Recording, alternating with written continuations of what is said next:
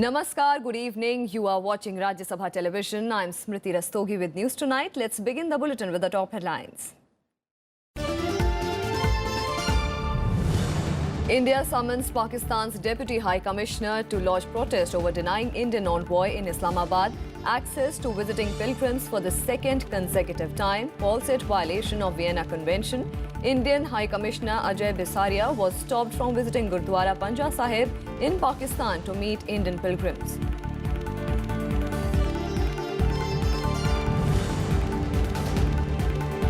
NDA government schemes have laid the foundation of a new India with new ideas and approach for the urban governance, says Prime Minister, terms villages as soul and cities as energy center of the nation.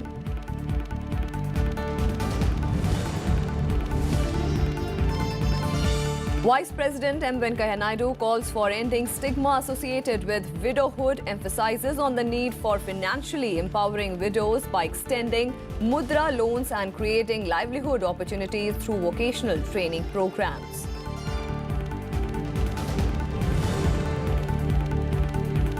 In hockey, India began Champions Trophy in style, beat arch rivals Pakistan 4-0 in inaugural match. Men in blue to take on Argentina in the 6-team tournament on Sunday.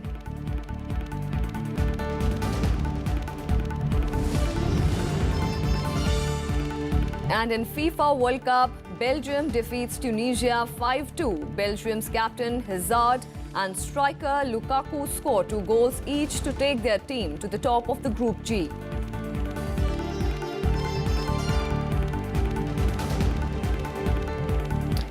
India summoned Pakistan's Deputy High Commissioner Syed Haider Shah in New Delhi to lodge a strong protest over denial of access to Indian High Commissioner in Islamabad. Ministry of External Affairs said in a statement that the Indian High Commissioner Ajay Bisaria and consular officials were prevented from visiting Gurdwara Panja Sahib in Pakistan's Punjab province and meet the Indian pilgrims in April this year. This despite a travel permission from Pakistan's Ministry of Foreign Affairs. India said that preventing the Indian High Commission officials from discharging their consular responsibilities was in violation of the Vienna Convention. A strong protest was also registered by the Indian High Commission in Islamabad over the incident. It is the second consecutive time that Pakistan has denied access to the Indian High Commissioner to meet the visiting pilgrims who are the Indian nationals. The Shiromani Gurdwara Prabandhak Committee has also expressed grave concern at the incident. Prime Minister Narendra Modi on Saturday dedicated the Mohanpura Irrigation project in Rajya district of Madhya Pradesh. Prime Minister Modi, who was on a one-day visit to the state, also inaugurated various urban development projects at Shehri Vikas Mahotsav in Indore. Madhya Pradesh Chief Minister Shivraj Singh Chauhan and Water Resources Minister Narottam Mishra were also present at the launch event. Here is a detailed report. Prime Minister Narendra Modi on Saturday said that the people of Madhya Pradesh continue to have immense faith on the policies of the BJP government in the state. Launching Mohanpura Irrigation project in Rajya district, Modi said the hard work of common man of the state has made the projects possible. The 3,866 crore rupees project includes a dam and a canal system which would benefit over 700 villages. It would also provide drinking water to over 400 villages. सरकार ने इसे आकांक्षी जिलों या aspirational district के तौर पर विकसित करने का फैसला लिया है। आपके जिले में अब स्वास्थ्य, शिक्षा, सफाई, पोषण, जल संरक्षण, कृषि जैसे विषयों पर और तेजी से काम किया जाएगा। During the rally, PM accused the opposition of spreading lies, confusion and pessimism. He also laid foundation stone of various drinking water schemes. The PM also paid tributes to Janasangh founder Shyama Prasad Mukherjee on his death anniversary. जो लोग देश में भ्रम फैलाने में लगे हैं, झूठ फैलाने में लगे हैं, निराशा फैलाने में लगे हैं, वो जमीनी सच्चाई से किस तरह कट चुके हैं, आप इसकी साक्षात तस्वीर है। The Prime Minister also inaugurated various urban development projects at Shahri Vikas Mahotsav in Indore. Addressing a rally, Modi added that NDA government is working on 5 big schemes for large cities, which include Swachh Bharat Mission and Smart Cities Mission. देश का गरीब और मध्यम वर्ग ऐसी व्यवस्था चाहता है जो उसका जीवन आसान बनाए, और इसलिए सरकार ने अपनी योजनाओं को गरीब और मध्यम वर्ग की आशाओं अपेक्षाओं के साथ जोड़ा। सरकार highway, waterway, airway, railway, information way को भी आधुनिक बनाने का काम कर रही है। Modi also distributed the Cleanliness Survey 2018 awards to the cleanest cities and best performing states. Last month, Indore was declared the cleanest city in the country in the 2018 Swachhta Survey. The Prime Minister also congratulated Bhopal for securing the second position. Bureau Report, Rajya Sabha Television. On to some developments which are expected to take place on Sunday. Prime Minister Narendra Modi will inaugurate Delhi Metro's Mundka-Bahadurgarh line on Sunday. The Prime Minister will inaugurate the 11.2-kilometre line via video conferencing in the presence of Haryana Chief Minister Manohar Lal Khattar and Union Minister of State for Housing and Urban Affairs Hardeep Singh Puri. The line is an extension of the Inderlok-Mundka corridor on the Delhi Metro's Green Line. With the opening of this corridor, the entire stretch will now cover over 26 kilometres. This section will be Delhi Metro's third connectivity to Haryana, adding to the operational services to Gurugram and Faridabad.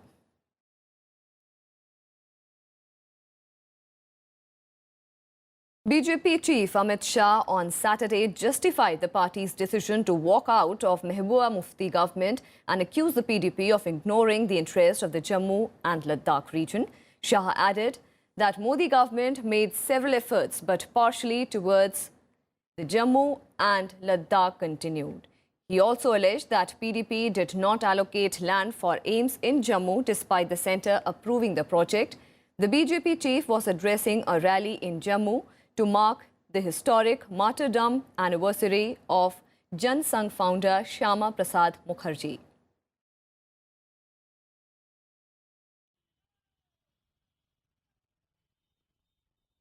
$80,000 crore का package दिया। मोदी जी 1 दर्जन से ज्यादा बार यहां पर आए। सत्ता में बैठे हुए हमारे साथियों ने, हमारे कार्यकर्ताओं ने संतुलित विकास और शांति के लिए बार बार दबाव बनाया, मगर वो सपना सिद्ध नहीं हुआ।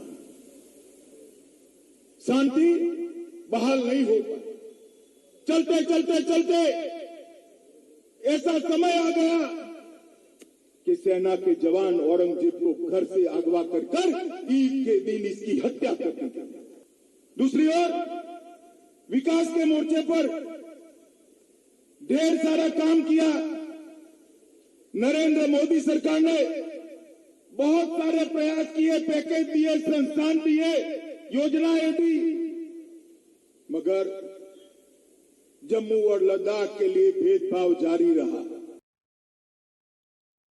The BJP president also asked the Congress to apologize for the statements of its senior leaders Ghulam Nabi Azad and Saifuddin Soz on Kashmir and dared it to take action against the two leaders.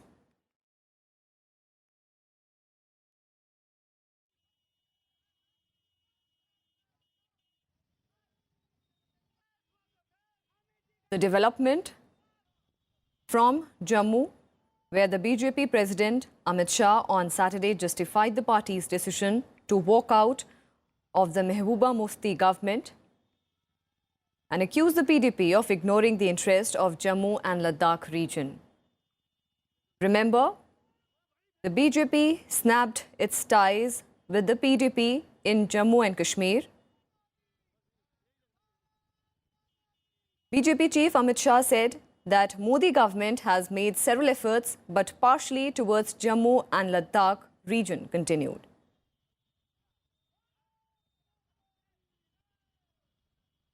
On to some more developments. India and the US will undergo a major exercise on conflicting issues during the next fortnight with a view to balance the bilateral relationship on trade issues. It comes at a time when the US President Donald Trump has triggered a trade conflict with a number of countries, including China. India is hoping to get American support on concerns relating to trade and terrorism in lieu of its opening its gates for American exports on easy terms. India will also try to persuade the US to minimize the effect of sanctions imposed under the Countering America's Adversaries Through Sanctions Act. Starting 24 June, officials from India and the US will begin the task of finding a common ground on contentious issues related to trade and commerce between the two countries. US Assistant Trade Representative for South and Central Asia, Mark Lynn Scott, will have in-depth discussion with Union Commerce Minister Suresh Prabhu on Sunday and Monday. According to sources, India will offer to purchase 1,000 aircraft, which are to be used for civilian needs. India last year had announced that it will need at least 1,000 aircraft in the coming years to meet the demand in the domestic aviation sector. Jet Airways and SpiceJet had already announced that they will buy 100 aircraft each from American company Boeing for their fleet. In addition to this, India will also offer to increase its oil basket from the US to avoid over-dependence on the Middle Eastern countries. On the other hand, you also have a situation where the US is becoming more insular in the economic sphere. Its economic policies are impacting not just India, but a lot of other allies are also uncomfortable with some of the Trump administration's economic policies. Now we have to navigate the situation, and there is no perfect world as such, but we shouldn't complain about the increasing strategic convergence, and this is bound to grow, whether it is the Indo-Pacific, even to some extent in South Asia. Also, the line which the Trump administration has taken is favorable to India. Another high-profile visit of a US official later this month is that of Nikki Haley, who is coming to Delhi on the 27th and 28th of June as a special envoy and confidant of US President Donald Trump for extensive talks with the Indian leadership. She is expected to hold parleys with External Affairs Minister Sushma Swaraj, Foreign Secretary Vijay Gokhale and National Security Advisor Ajit Doval. The discussion is likely to be centered around the situation in Iran, Middle East and the Indo-Pacific. You know, you just had this, the meeting between President Donald Trump and the North Korean president, events as such in the Indo-Pacific. Over the last year, I think a lot of important developments have taken place in the context of the Indo-Pacific. The US has categorically said that India is a key player in the Indo-Pacific, much to the chagrin of the Chinese, right? So I think there'll be, as far as the defense meeting is concerned, and we could deepen the strategic partnership from the LEMOA, we could move on. There is, there's talk about moving ahead. So I think the sky is the limit. Next on the calendar of the two countries is the visit of External Affairs Minister Sushma Swaraj and Defense Minister Nirmala Sitharaman to Washington, D.C. for the first India-US 2+2 meeting involving foreign and defense ministers of both countries. India is expected to impress upon the US that major maneuvering is required in the Middle East, Indo-Pacific and the ASEAN region. And for this, the US has to give special treatment to India in issues related to trade and sanctions. Indian ministers are also expected to persuade the US to keep India out of sanctions related to Iran and Russia, as this would be beneficial for both India and the US. India-US relationship has developed over a long period of time because of complementarity in strategic and political fields. There are efforts now to converge it with economy so that it can turn into an overall relationship between the oldest and largest democracies of the world. Akhilesh Suman for Rajya Television with camera person Arvind in Delhi. And to get a wider perspective on this, we'll go across to Mr. Sheel Kant Sharma, former diplomat, who is joining us live. Thank you so much, Mr. Kant, for speaking to Rajya Sabha TV. How significant is this maneuvering task for India of buying 1,000 planes and more oil at a time when US has virtually declared trade war with several countries?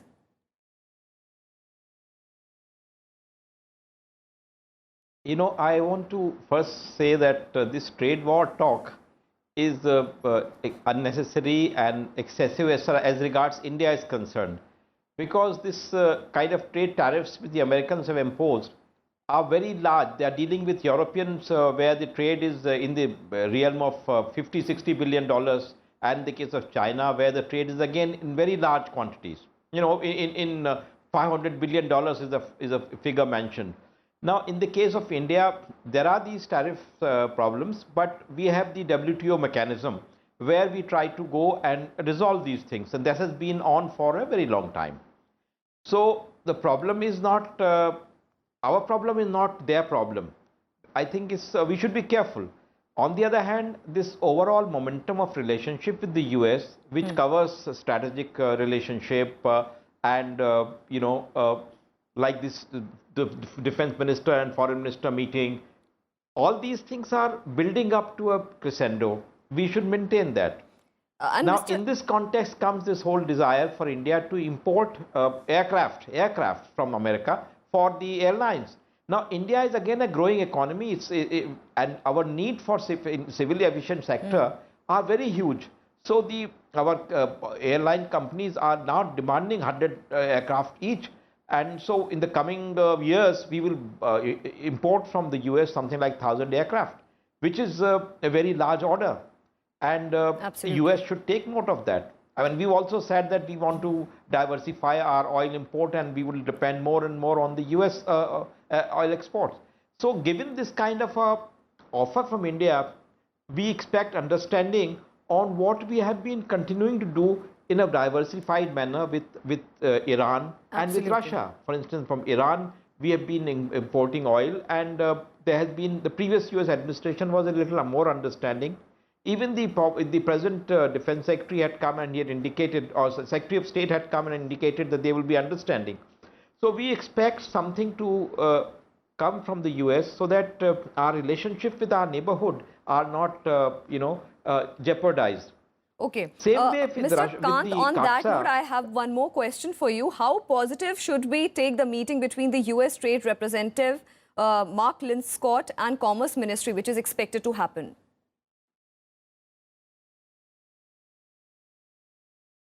I think we have to explore. Today, the Commerce Minister has written an article in the Economic Times. He was in Washington recently and he's come back. He is totally focused on how to deal with the expansion of our exports. And the visit of the US Assistant Trade Secretary is a very good occasion for that to solve problems, to identify, locate, and then in a problem solving mode, we should move forward. I think we should avoid this, pardon me the use of word, this voyeuristic, jumping to the conclusions. What is happening with other countries is their business. But we have our own intimate relationships and we have our problems. So we should, bring to them, look, these are our problems we are facing. And they are small, they are not, like the kind of exports we are making to the US and the tariff which is coming. Is just $48 million. It is compared to our own trade also, the amount is small. Mr. Kant, So Nikki Haley... We should not think in terms of these high-sounding words like trade war. Nikki Haley is also about to visit India on 27th and 28th of June. She is a special envoy and confidant of US President Donald Trump. What do we expect to be there on the agenda of Haley? Well, this Indo-Pacific is very high on the agenda. Like this was so at the Shangri-La dialogue earlier this month, when the Prime Minister himself attended and spoke, and his speech is, one of the very clear enunciation of what India looks at in the Indo-Pacific, and so that area is one where. Even India-US relationship can be very constructive and very mutually beneficial. Then Middle East is something which is very close to us. It is our extended neighborhood. We have 6-7 million Indians living there. So what happens to the Middle East is deeply connected with our security, our environment. And so issues on that, if they are coming for discussion, they are naturally very important for us. And the third thing is South Asia, where again, what is happening in Afghanistan and what the US has been insisting on stopping of terrorism, which continues to be the cardinal problem for us, for our security.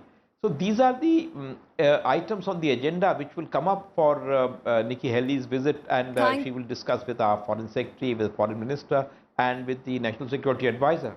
Absolutely, Mr. Khan. Thank you so much for joining us and giving us all those details on that US-India balancing, which is about to take place for the fortnight, with a series of meetings which are to happen between both the sides. At the moment, the other news which we are tracking is as many as 25 flights of the state carrier Air India were delayed across its network, including at Delhi's Indira Gandhi International Airport. This was after cash-strapped airline detected a technical glitch in the check-in software on Saturday. According to the airline spokesperson, the departure timings of the flights were affected and the delays due to the software malfunction stretched from 15 to 30 minutes.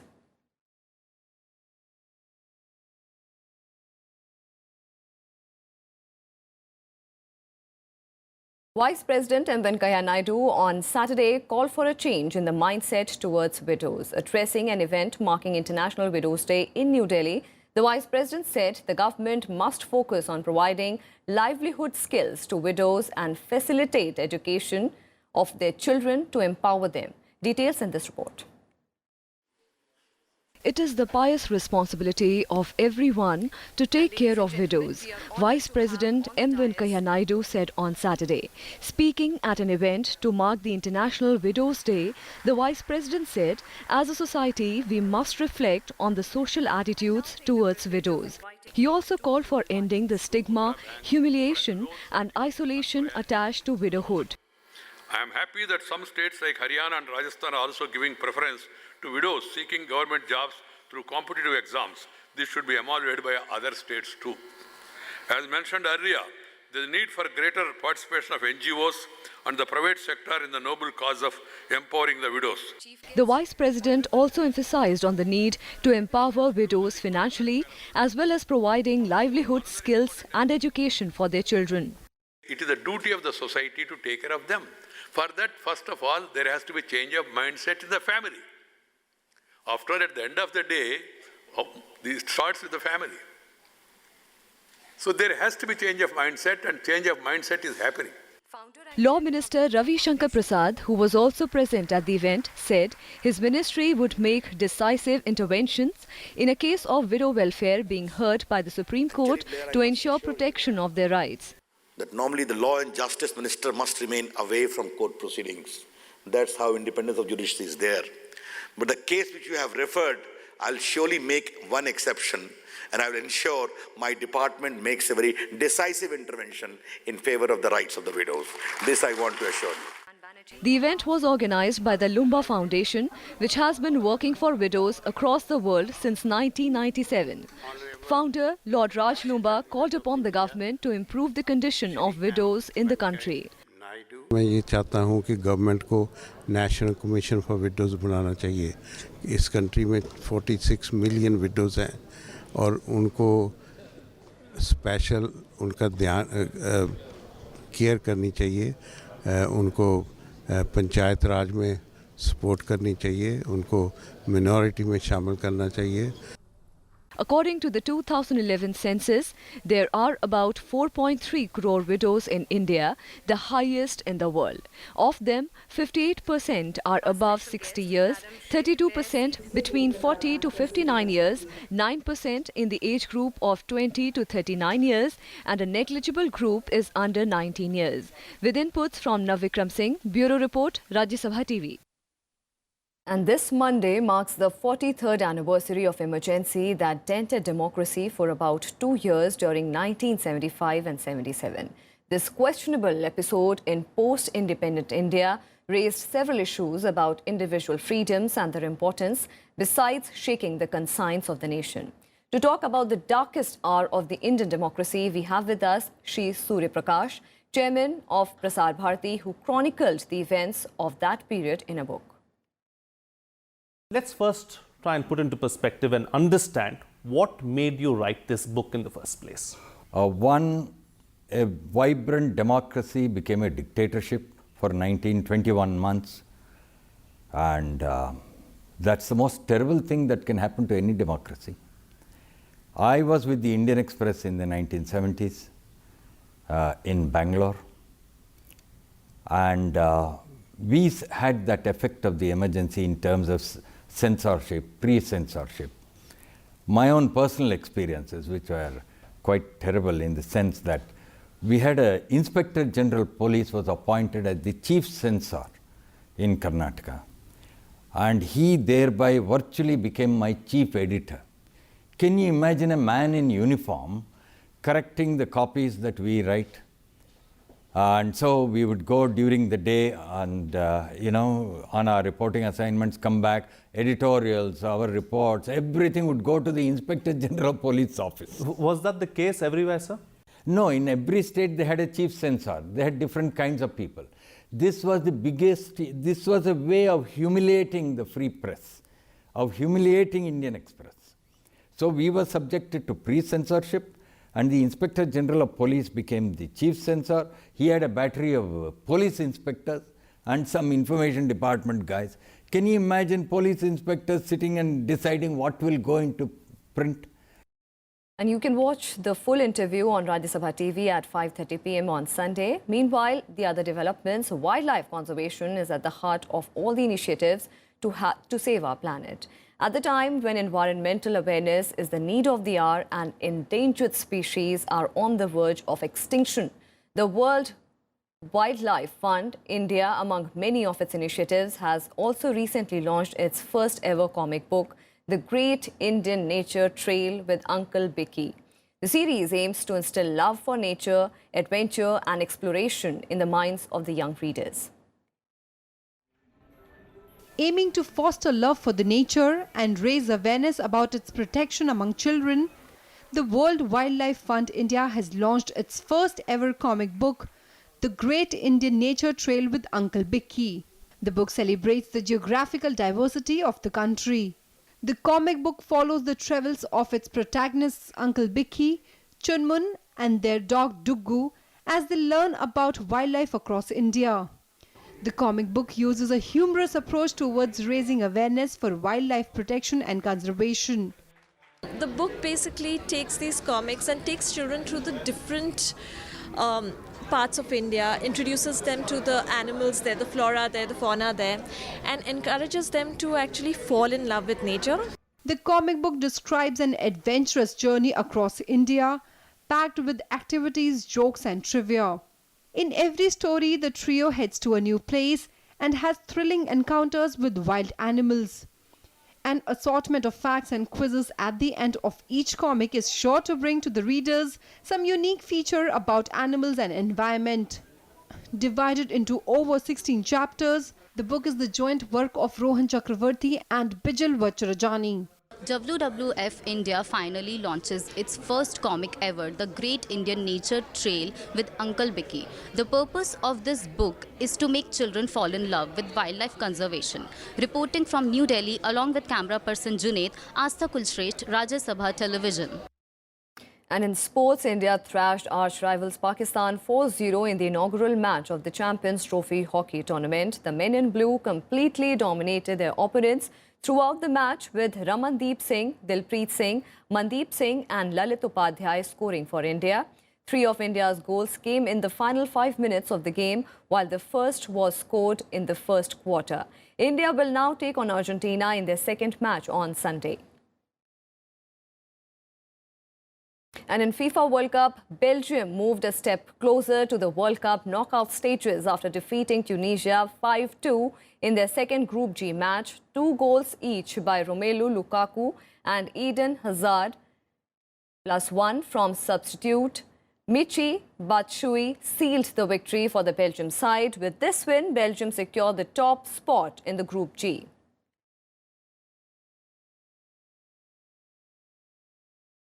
And that's all we have for you in this edition of News Tonight. For more news and updates, keep watching Rajya Sabha Television.